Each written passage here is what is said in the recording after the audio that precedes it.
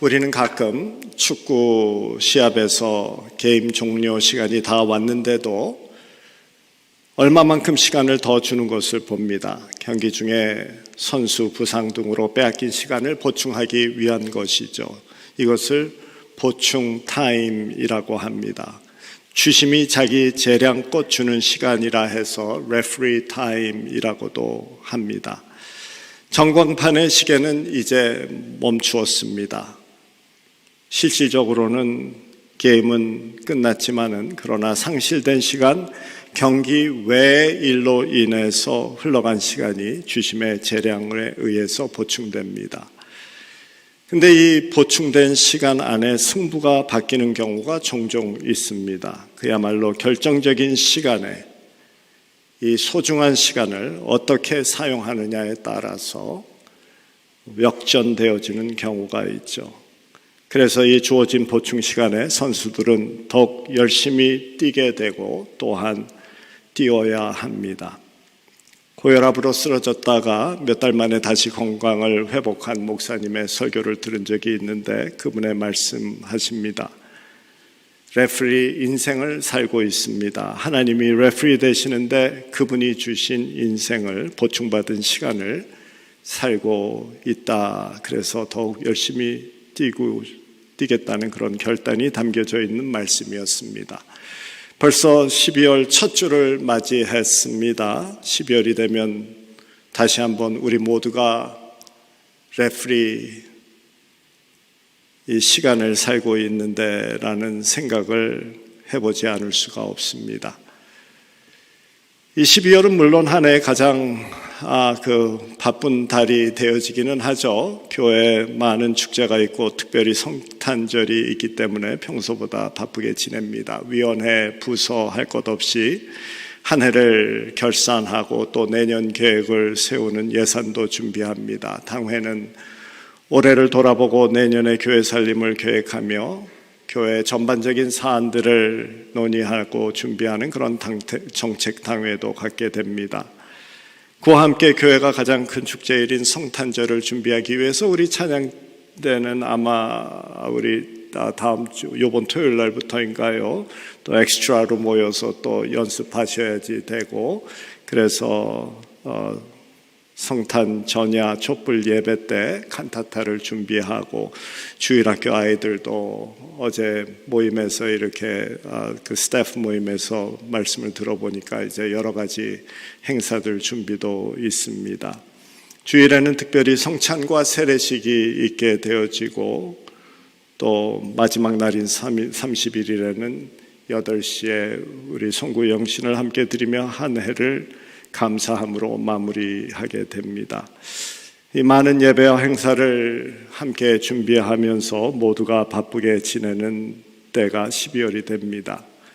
그런데 이렇게 바쁜 가운데에서도 하나님께서 우리에게 허락하여 주신 그 주님의 축복을 세어보면서 주님의 은혜에 감사하는 그러한 한 해가 되어야 될 것입니다. 완벽한 인생은 원래부터 주어지지 않습니다.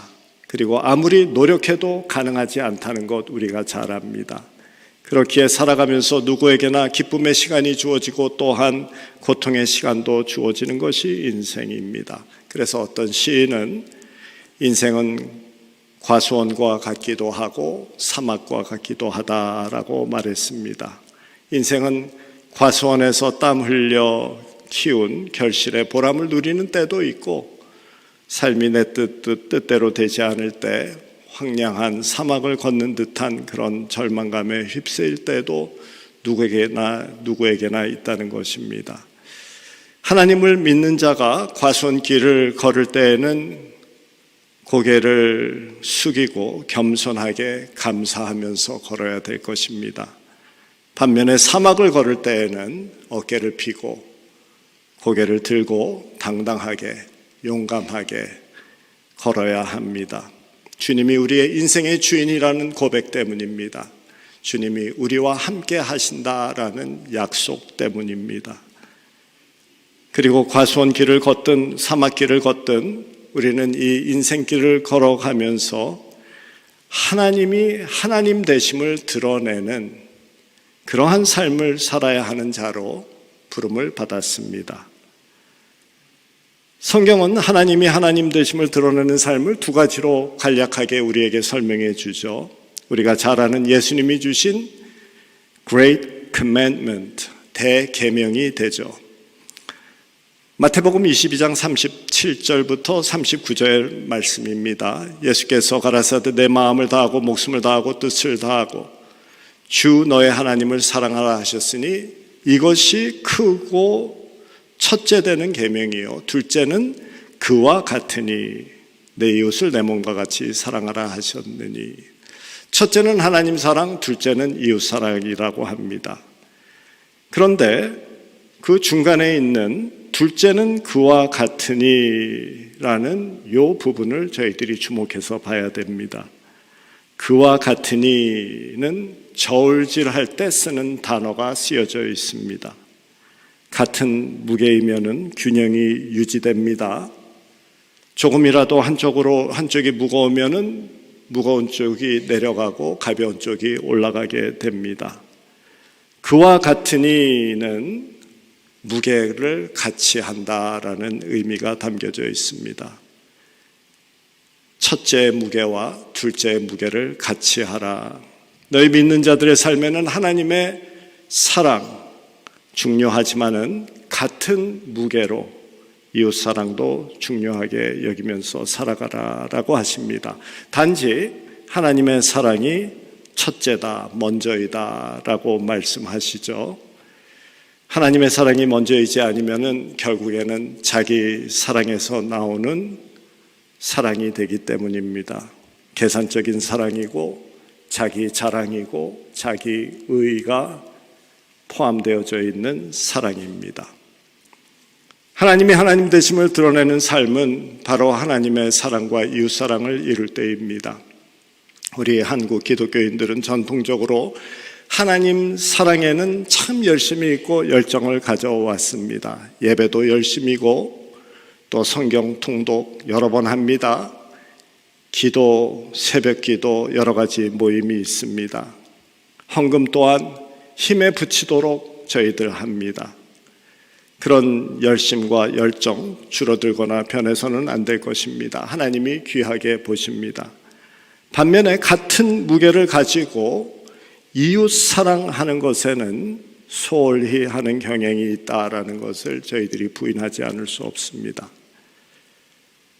사실 인간이 그렇습니다. 내 코가 석자인데 라는 생각 때문에 그런 것에 사로잡혀 있으면은 남을 위해서 뭘 할 그런 마음의 여유가 없어집니다.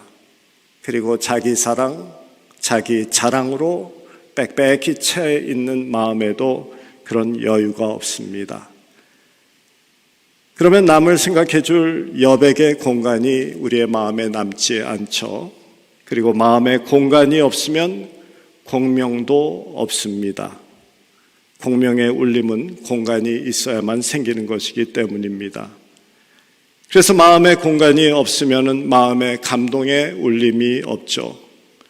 주위에 어려운 사람들의 많이 있음에도 불구하고 마음의 울림이 생기지 않습니다. 감동이 없으면 행동도 없습니다. 믿는 사람들은 마음의 공간에 여백을 마련해 놓고 이웃을 향한 사랑을 하나님 사랑과 그와 같은 무게로 행동으로 만들어내며 살아야 합니다. 그럴 때 하나님이 하나님 되심이 드러난다라고 말씀하십니다. 대강절은 주님을 기다리며 준비하는 기간이고 마태복음 25장의 말씀 이 기간에 많이 나눕니다. 왜냐하면 마태복음 25장은 주님이 다시 오실 때 성도들이 준비해야 할 자세에 대해서 말씀을 가지고 있기 때문입니다. 마태복음 25장에는 세 가지의 비유가 있습니다. 첫째는 열 처녀의 비유가 됩니다. 등에 기름을 준비한 처녀들은 신랑을 맞이하게 되어지고 준비를 못한 처녀들은 신랑을 맞이할 수 없게 됩니다. 이 말씀에서는 늘 준비하는 삶을 살라 언제든지 찾아올 수 있는 그 시간을 믿음으로 준비하며 깨어 있으라라는 말씀이 되겠습니다. 두 번째 비유는 달란트의 비유가 되어지죠. 주어진 인생, 주어진 삶을 묻어두지 말라라는 것입니다. 하루가 남았다 하더라도 그 삶 귀하게 살아가라라는 것입니다.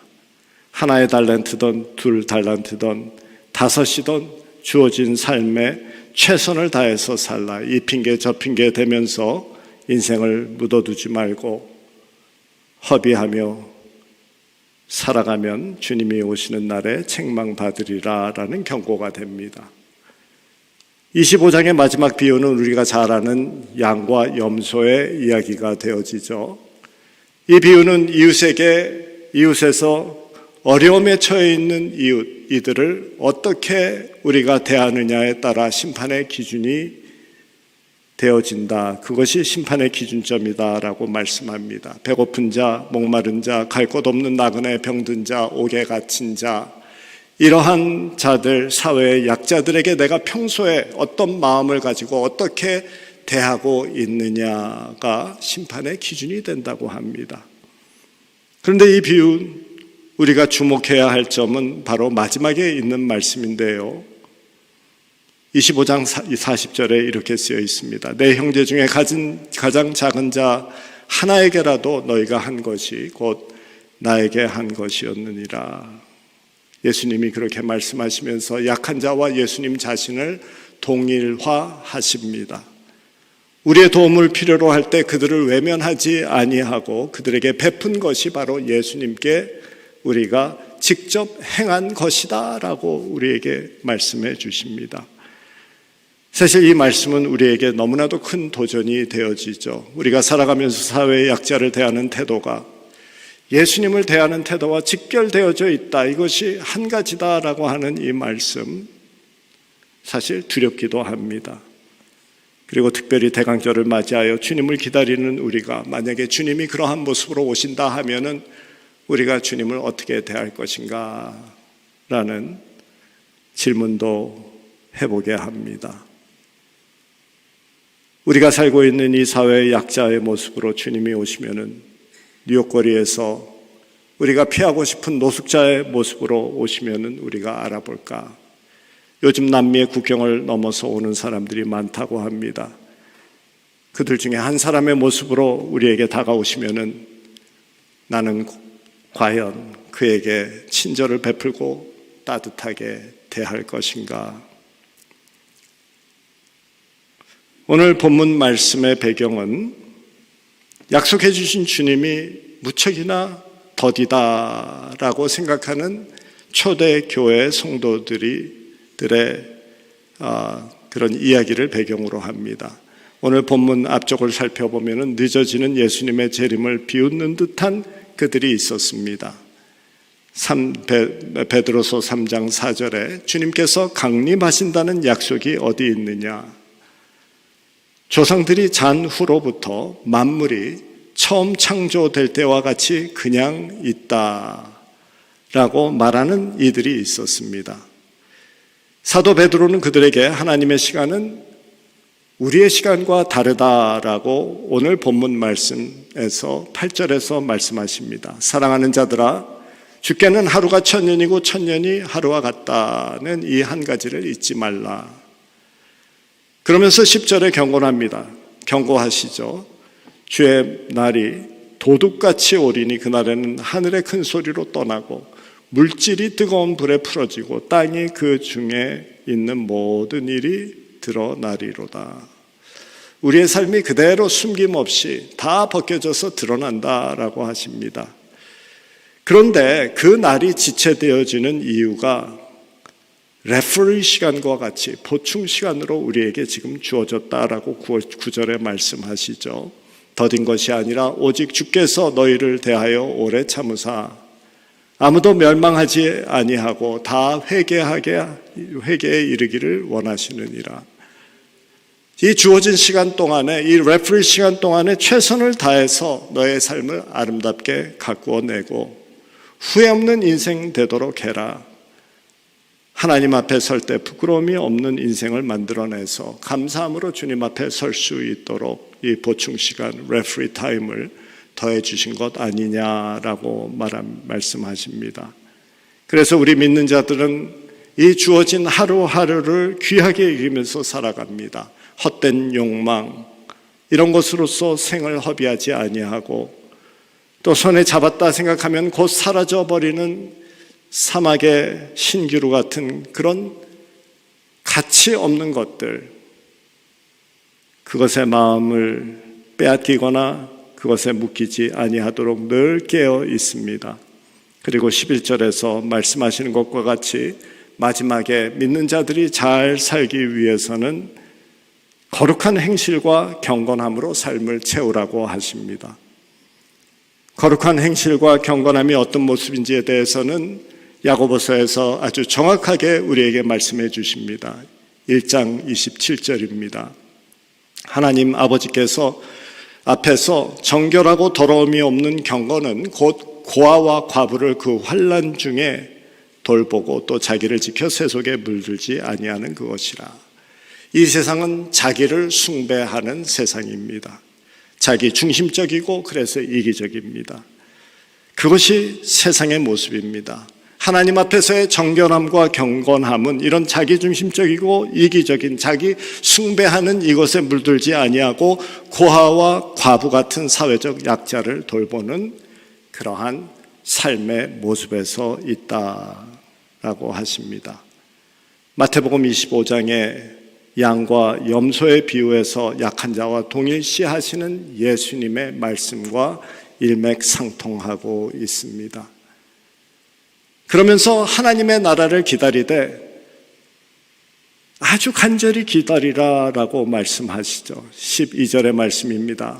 하나님의 날이 임하기를 바라고 간절히 사모하라. 바라고 사모하라. 간절하게 그렇게 하라. 기다림에는 수동적인 기다림과 능동적인 기다림이 있죠.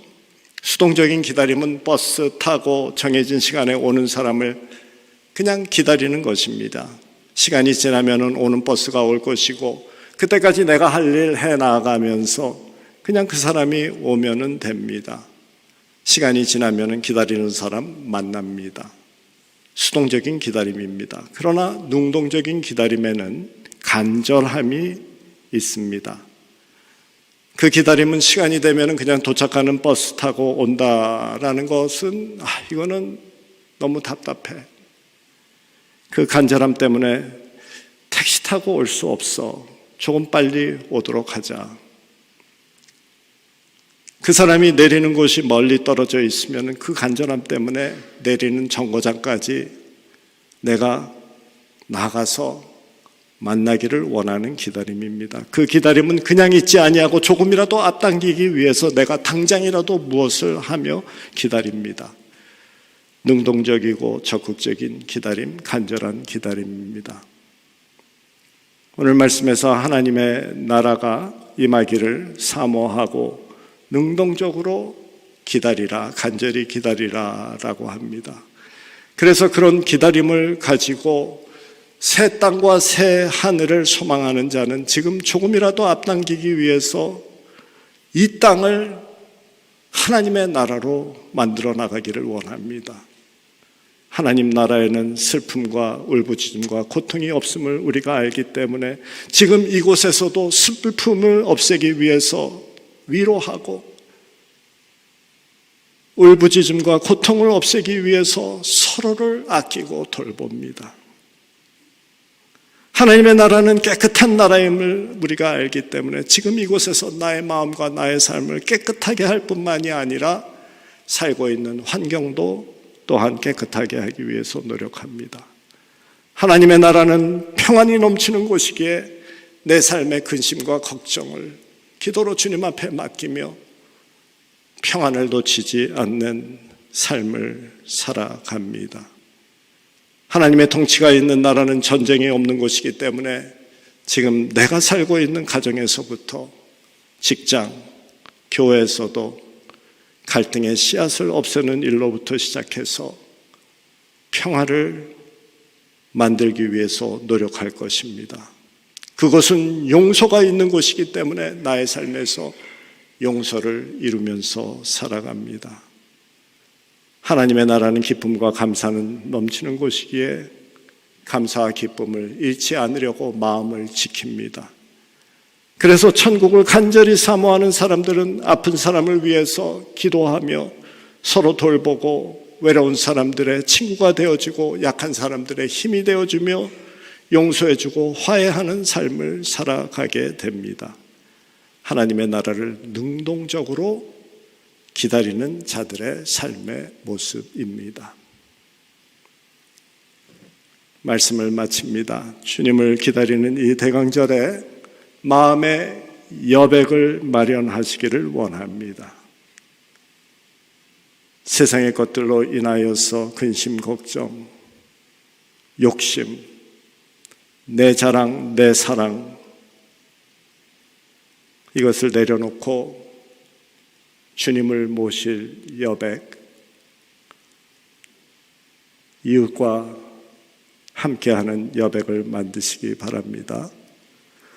공간이 있어야 공명이 생깁니다. 그래야 울림이 생기고 내 이웃을 내 몸과 같이 사랑하며 주님의 오심을 준비할 수 있습니다.